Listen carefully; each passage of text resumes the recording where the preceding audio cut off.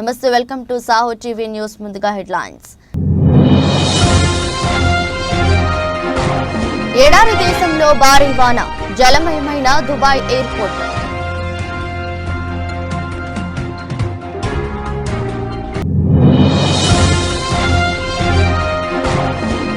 రామ్లల్లాకు దివ్యాభిషేకం, అయోధ్యలో ఘనంగా నవమి వేడుకలు.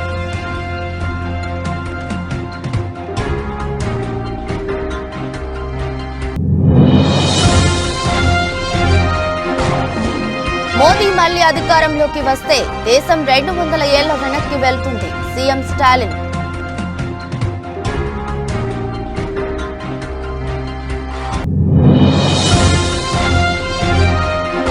రౌడీయిజం కబ్జాలను ఉక్కుపాదంతో అణచివేస్తా, వైసీపీ ఎమ్మెల్యే అభ్యర్థి ఆదాల.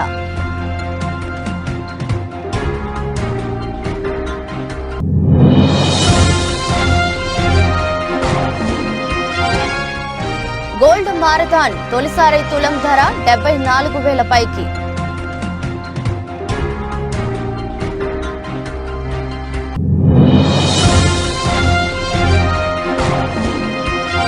కోల్కతాపై రాజస్థాన్ సంచలన విజయం, బట్లర్ సూపర్ సెంచరీ.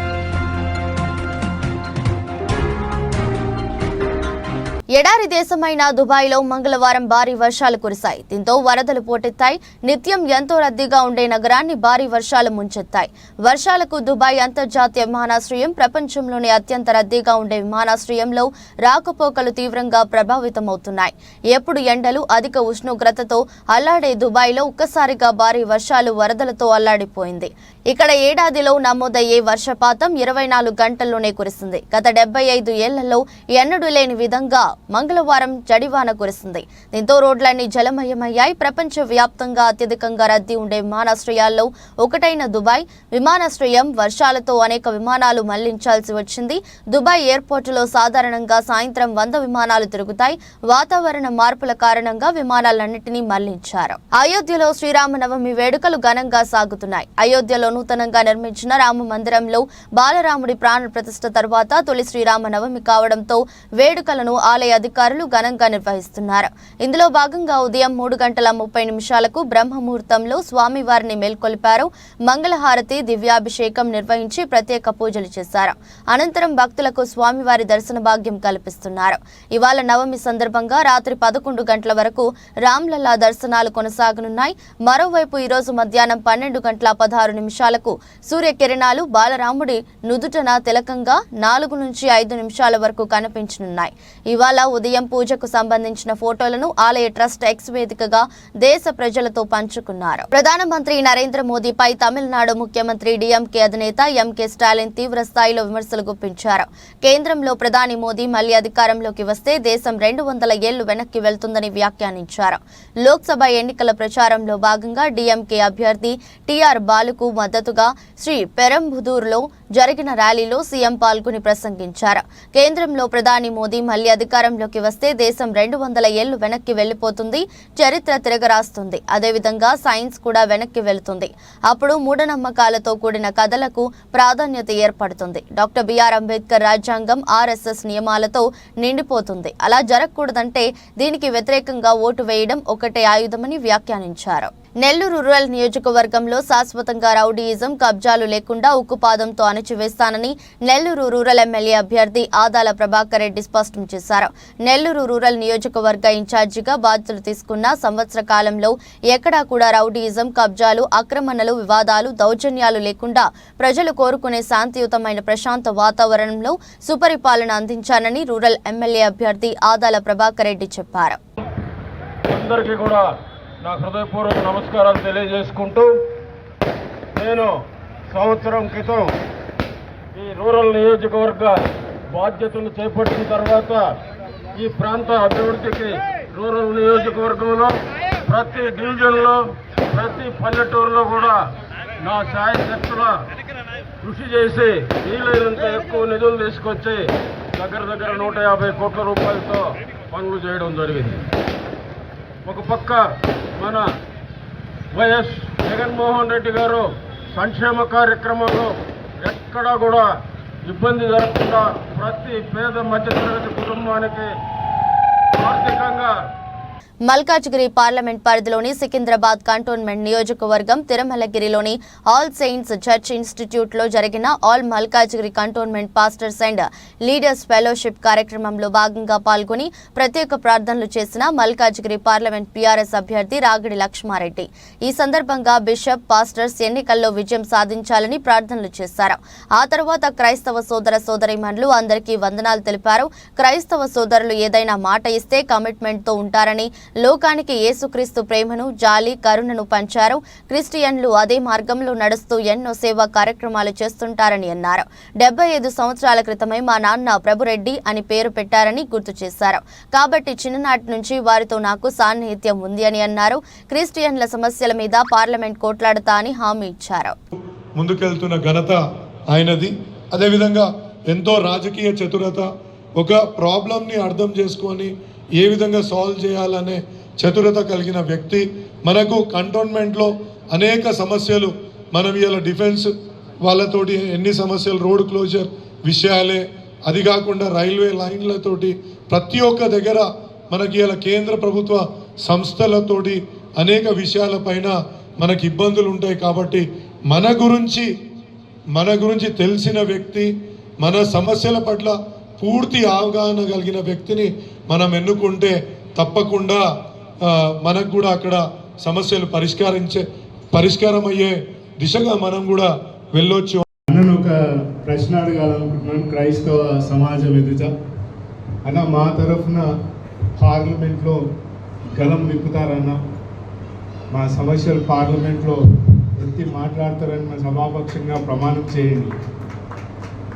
ఒకటి చెప్తానన్నా, నేనైతే ఒక 25-30 సంవత్సరాలు రాజకీయ జీవితంలో, ప్రజాక్షేత్రంలో, ప్రజాసేవలో ఉన్న నాకు భగవంతుడు అవకాశం ఇచ్చిండు. భగవంతుడిలా కేసీఆర్ గారు కూడా నన్ను దీవించిండు.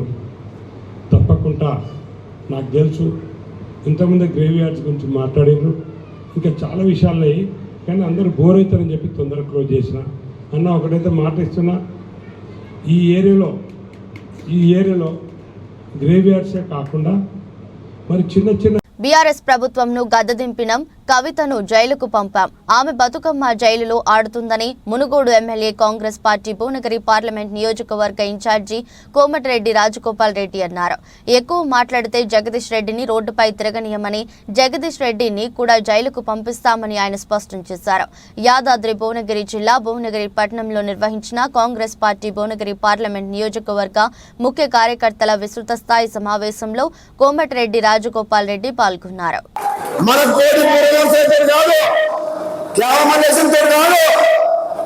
నాకు అని వెళితే పోటీ ఎలక్షన్ భువనగిరి కాంగ్రెస్ కు, మునుగోడు కాంగ్రెస్ కు పోటీ.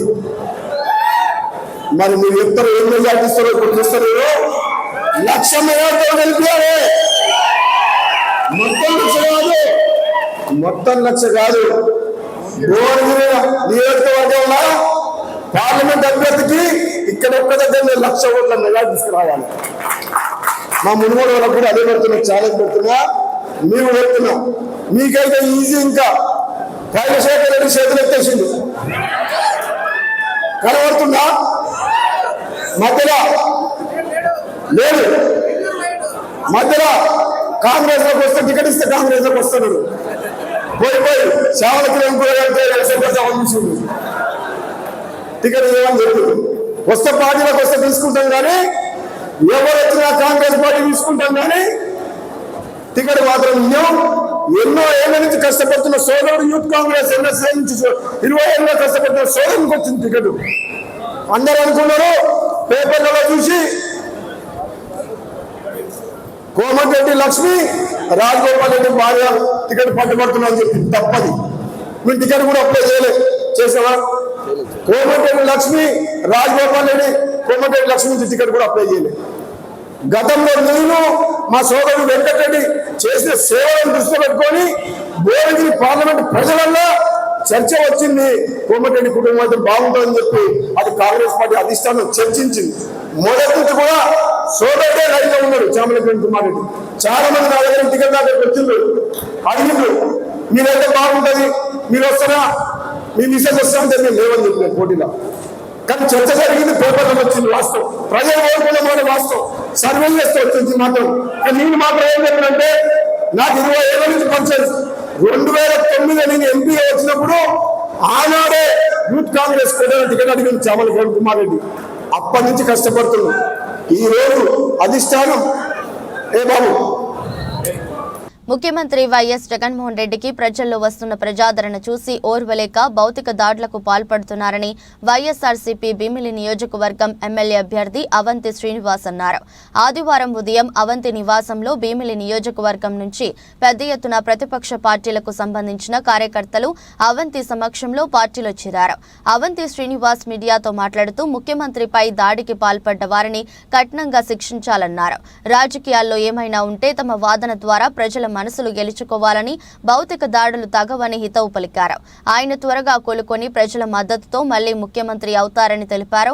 విజయవాడలో 4.5 గంటల పాటు జరిగిన రోడ్ షోకు ప్రజలు బ్రహ్మరథం పట్టారని, దీనిని చూసి ఓర్వలేక ఇటువంటి దాడులు చేస్తున్నారని అన్నారు. సో ప్రజాస్వామ్యాలందరూ కూడా దీన్ని ఖండించాలి. ప్రజాస్వామ్యంలో ఎవరి ప్రచారం వాళ్ళు చేసుకుంటారు, వాళ్ళు తిరుగుతున్నారు, వాళ్ళు ప్రచారం చేసుకుంటున్నారు. సో మేము తిరుగుతున్నాం, మేమే చేసుకుంటున్నాం. సో వాళ్ళ వెర్షన్ వాళ్ళు అంటారు, మా వెర్షన్ మేము చెప్తాం.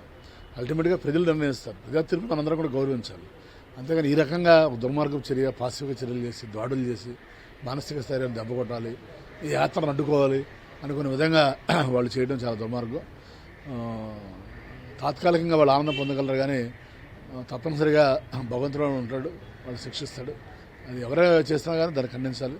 ముఖ్యంగా జగన్ గారి మీద ఆనాడు కోడికత్తి కేసు కానీ వాళ్ళు ఇది కానీ మరి చేయడం, వాళ్ళు ఏదో రకంగా వీళ్ళని భౌతికంగా, ఎందుకంటే ఓపెన్గా గెలవలేము మనం, ప్రజాస్వామ్యంగా భౌతికంగా నిర్మూలించాలి అనే ఆలోచనతో చేస్తుంది కుట్ర. ఈ కుట్రను వెలికితీయాలి. దోషులు ఎవరైనా సరే, ఎంత పెద్దవారైనా సరే కఠినంగా శిక్షించాలని ఎలక్షన్ కమిషన్ మేము కోరుతున్నాం. దాడి జరిగినా కూడా వద్దని చెప్తున్నా కూడా అంతమంది జనాలు చూసుకుని రాత్రి 3 గంటల పాటు ఆయన అదే విధంగా రోడ్లు యాత్ర చేసుకుంటారు. అదే కదా. సో జగన్ గారికి ఉన్న గొప్ప ఆయుధం ఏంటంటే ధైర్యం.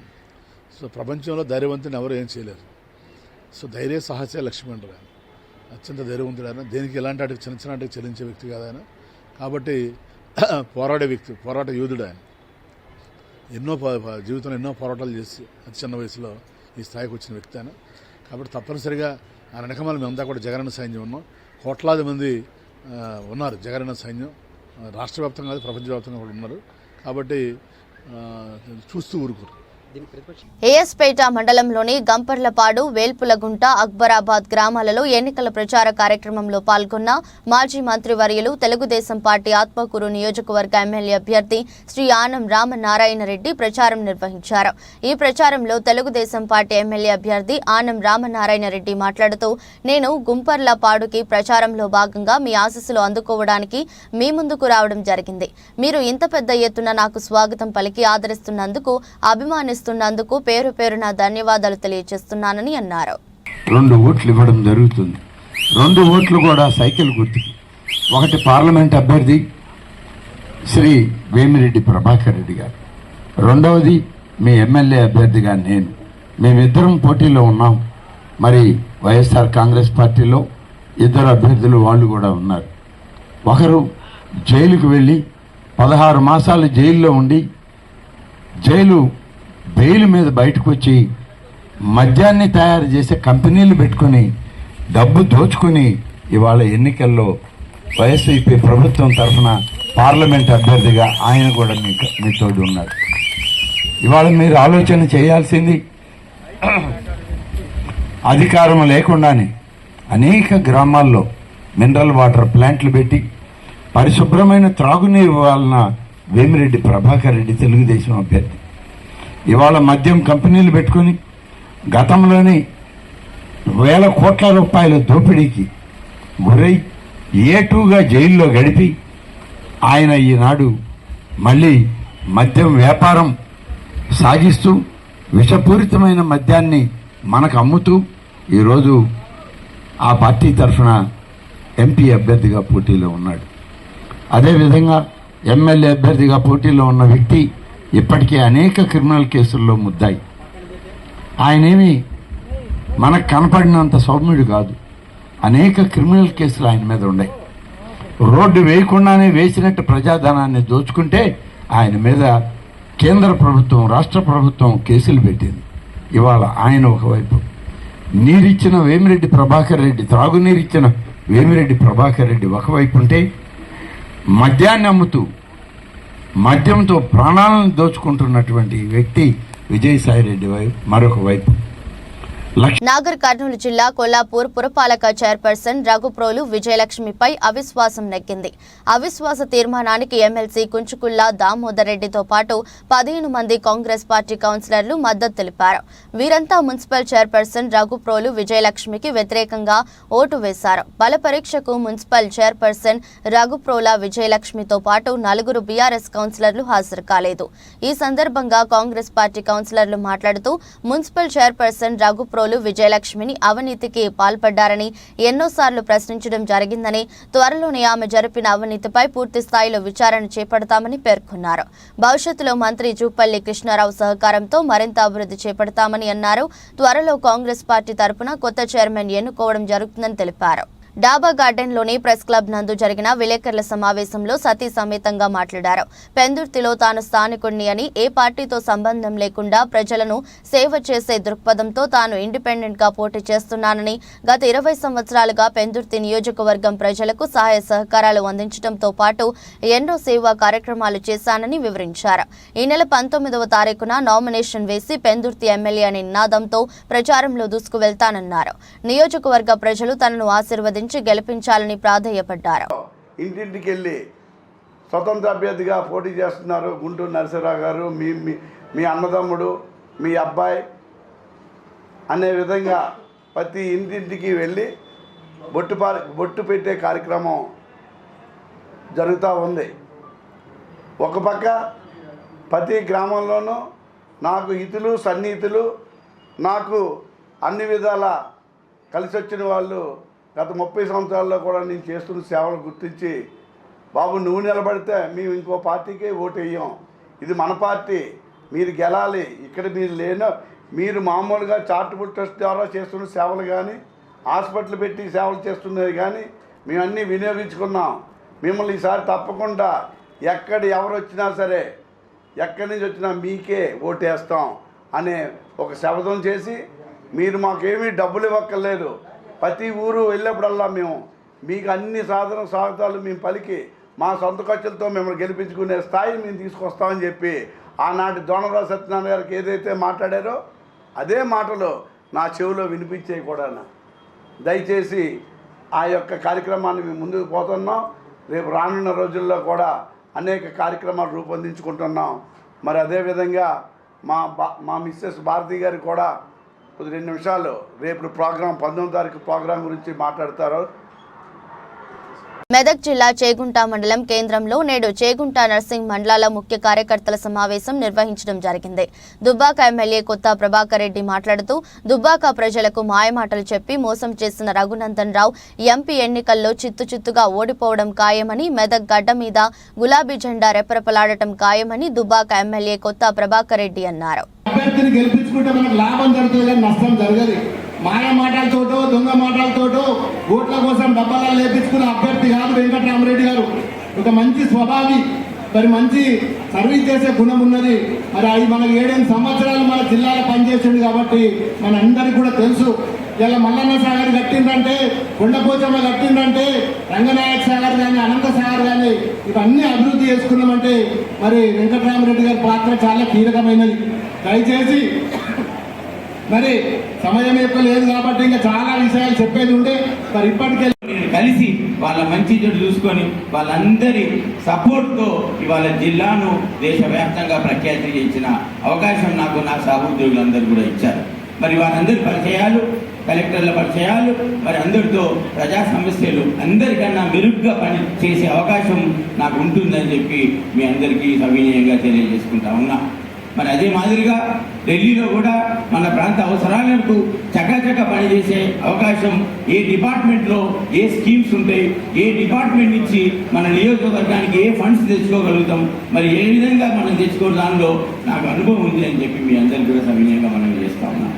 అందుకొరకు ఇవాళ ఏదైతే బరిలో ఉన్న అభ్యర్థులు ఉన్నారో మీరు గ్రామాలకు వెళ్ళిన తర్వాత గ్రామంలో ఇందాక సతీష్ చెప్పినట్టుగా చర్చ పెట్టి, జెండా దగ్గర చర్చ పెట్టి ఛాయ్ దుకాణం దగ్గర తెచ్చబెట్టి, శుభకార్యాలలో తెచ్చబెట్టి, దుబ్బాగా నుంచి వెనుకకు తిరిగి చూడకుండా తరిమి తరిమి తరిమి కొట్టిన ఓటర్లు మీరంతా. మరి మీరు అంత ధైర్యంగా తరిమి తరిమి తరిమి మళ్ళీ దుబ్బాగా అన్న మీరు మరి ఇవాళ మీకు నేను అండగా నిలుస్తా ఉన్నా. నేను అలాంటి వ్యక్తిని కాదు. ఏదైతే చేయగలుగుతానో, ఏదైతే నా అమ్మకానికి పెట్టిన 20 రోజుల ఆడ శిశువును కాపాడి నిందితులను అరెస్ట్ చేసిన మునగాల పోలీసులు సూర్యాపేట జిల్లా ఎస్పీ కార్యాలయంలో నిందితులను మీడియా ముందు ప్రవేశపెట్టిన జిల్లా ఎస్పీ రాహుల్ హెగ్డే మునగాల మండలం మొద్దుల చెరువు వద్ద శిశువును 3 లక్షలకు అమ్మకానికి పెట్టగా అడ్డుకున్న పోలీసులు 6 నిందితులు అరెస్టు, మరో 4 నిందితులు పరారీలు, రిమాండ్కు తరలింపు. ఈ బేబీ గర్ల్ని అమ్మడానికి ప్లాన్ చేసి ఉంటారు. దానికి రీజన్ ఏమంటే పావర్టీ, దాంతో ఏమన్నా డబ్బులు వస్తుంది. వీళ్ళకి 2 పిల్లలు, this the second baby. First baby కూడా కూతురే. సెకండ్ బేబీని సెల్ చేద్దాము, వాళ్ళు చూసుకోవడము కష్టమని అనుకోండి. వాళ్ళు ఊర్లో ఫస్ట్ వాళ్ళ రిలేటివ్ ఒకరు ఉంటారు, దుర్గా అని, వాళ్ళకి చెప్తారు. తర్వాత సైదమ్మ అని ఒక లేడీకి చెప్తారు. తర్వాత రాజు నాయక్ అని ఒక పర్సన్కి చెప్తారు. అక్కడి నుంచి నాగమణి అని ఒక ఏఎన్ఎం, సూర్యాపేట హాస్పిటల్లో పనిచేస్తున్న ఏఎన్ఎంకి చెప్తారు. నాగమణి ఈ విజయవాడలో ఉన్న విజయలక్ష్మి అండ్ అశోక్ కుమార్, వీళ్ళిద్దరిని పిలిపిస్తారు. వీళ్ళని పిలిపించి ఆల్మోస్ట్ 3 lakhsకి ఈ బేబీని అమ్మాలి అని అనుకుంటారు. దాన్ని బేబీ కరెక్ట్గా ఉందా లేదని చూడడానికి వస్తున్నప్పుడు మునగాలలో, ఇప్పుడు విజయవాడకు వెళ్తే మళ్ళీ డబ్బులు ఇస్తారో లేదో అని మునగాలలో మీటింగ్ ఏర్పాటు చేయడం జరుగుతుంది. సో దాంతో మన కస్టడీకి వీళ్ళందరూ వచ్చారు. దాంట్లో ఇప్పుడు 4 అబ్స్కాండింగ్లో ఉన్నారు, వాళ్ళని కూడా పట్టుకుంటాం. దీనికి ముందు A4 రాజు నాయక్, ఇతని పైన ఒక అల్వాల్లో సేమ్ కేసు 2018లో రిజిస్టర్ అయింది. A6 విజయలక్ష్మి, ఈమె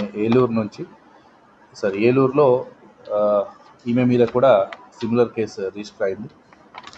A9 కాపులను వైసీపీ ప్రభుత్వం వెచ్చించిందన్నారు. ఈడబ్ల్యూసీ రిజర్వేషన్ 5% అమలు చేయకపోవడం వల్ల కాపు విద్యార్థులు తీవ్రంగా నష్టపోతున్నారన్నారు. ఒక కాపు సబ్సిడీ రుణం కూడా ఇవ్వలేదని ఆరోపించారు. వైసీపీ ప్రభుత్వంలో వ్యవస్థలన్నీ సర్వనాశనం అయిపోయాయని ఆరోపించారు. రాష్ట్రం తిరిగి బాగుపడాలంటే దూరదృష్టి ఉన్న చంద్రబాబు నాయుడు వల్లే సాధ్యమని అన్నారు. జగన్మోహన్ రెడ్డి కాపులకు తీరని అన్యాయం చేశారని, ఎక్కువగా కౌలు రైతులు ఉన్న కాపు కులాన్ని కూడా అనకదొక్కేశారన్నారు. అక్షర క్రమంలో ప్రథమంగా ఉన్న ఆంధ్రప్రదేశ్ ఇప్పుడు అన్ని రంగాల్లో వెనుకబడిపోయిందన్నారు. అమలు చేయకుండా ఈ రకంగా దుర్మార్గం చేయడం ఎంతవరకు సమంజసమో కాపు, తెలగ, బలిజ, ఒంటరి కులాల ప్రజానీకం కూడా ఆలోచన చేయాలి. ఆ సమయం ఇప్పుడు వచ్చింది కాబట్టి ఈ ప్రభుత్వానికి ఏ రకంగా బుద్ధి చెప్పాలన్నది మీరందరూ నిర్ణయం తీసుకోవాలని చెప్పేసి కూడా మీ ద్వారా ఈ సమాజానికి, కాపు సమాజానికి విజ్ఞప్తి చేస్తూ ఉన్నాం. ఇదే కాకుండా, ఎందుకంటే కాపులు ఒక్కరే కాదు, సమాజంలో అన్ని కులాలు కూడా ఉండవలసిన సమాజం కాబట్టి సమాజంలో అన్ని వర్గాలకి ఏ రకంగా నష్టం జరిగింది, అసలు రాష్ట్ర భవిష్యత్తు ఏ రకంగా దెబ్బతిన్నదనేది ఆలోచిస్తే రాష్ట్ర ప్రధాన అంశాలైనటువంటి రాజధాని కానీ, పోలవరం ప్రాజెక్టు కానీ, ఈ రెండూ కూడా పూర్తిగా నాశనం చేశారు.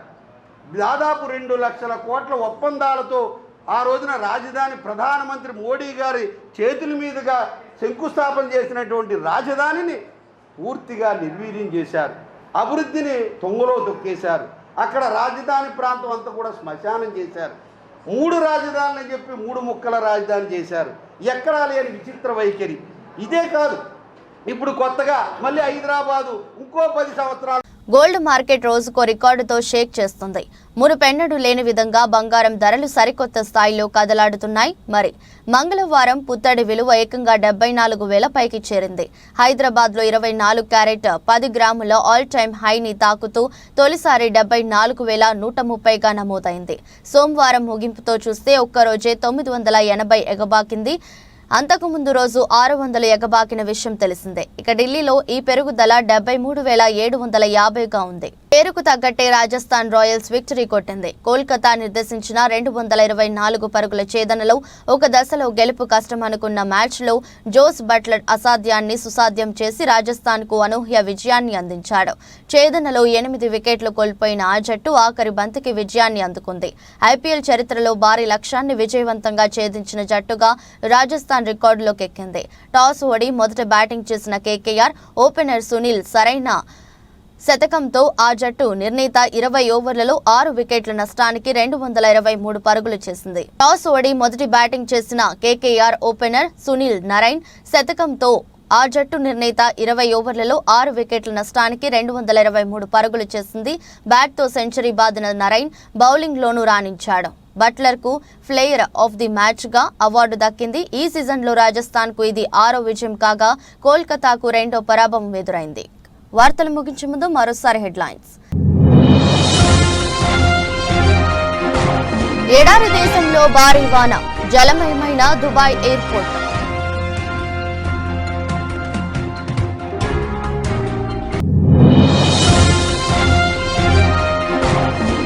రామ్లల్లాకు దివ్యాభిషేకం, అయోధ్యలో ఘనంగా నవమి వేడుకలు.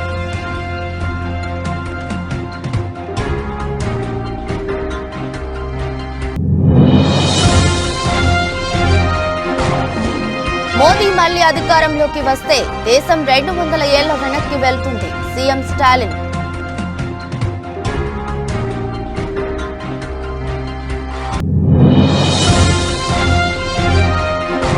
రౌడీయిజం కబ్జాలను ఉక్కుపాదంతో అణచివేస్తా, వైసీపీ ఎమ్మెల్యే అభ్యర్థి ఆదాల.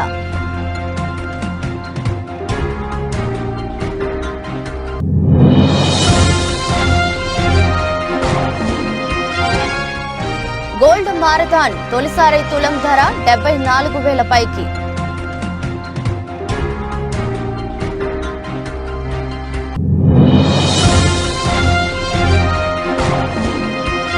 కోల్కతాపై రాజస్థాన్ సంచలన విజయం, బట్లర్ సూపర్ సెంచరీ.